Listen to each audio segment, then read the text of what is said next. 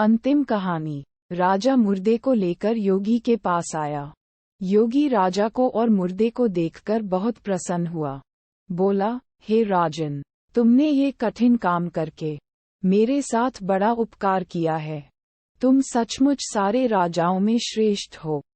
इतना कहकर उसने मुर्दे को उसके कंधे से उतार लिया और उसे स्नान कराकर फूलों की मालाओं से सजाकर रख दिया।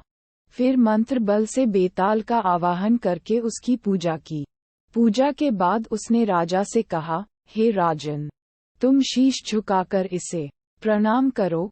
राजा को बेताल की बात याद आ गई। उसने कहा, मैं राजा हूँ, मैंने कभी किसी को सिर नहीं झुकाया।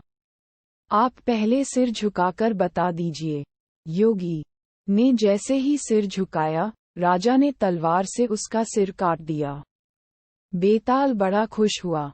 बोला, राजन, ये योगी विद्याधरों का स्वामी बनना चाहता था। अब तुम बनोगे। मैंने तुम्हें बहुत हैरान किया है। तुम जो चाहो सो मांग लो।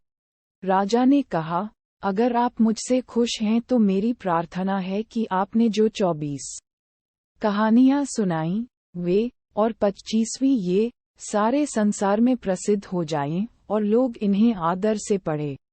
बेताल ने कहा, ऐसा ही होगा। ये कथाएं बेताल 25 के नाम से मशहूर होंगी और जो इन्हें पढ़ेंगे उनके पाप दूर हो जाएंगे। ये कहकर बेताल चला गया। उसके जाने के बाद शिवाजी ने प्रकट होकर कहा, राजन, तुमने अच्छा किया जो इस दुष्ट साधु को मार डाला। अब तुम जल्दी ही 7 द्वीपों और पाताल सहित सारी पृथ्वी पर राज्य स्थापित करोगे। इसके बाद शिवाजी अंतर्धान हो गए। काम पूरे करके राजा शमशान से नगर में आ गया। कुछ ही दिनों में वह सारी पृथ्वी का राजा बन गया और बहुत समय तक आनंद से राज्य करते हुए अंत में भगवान में समा गया।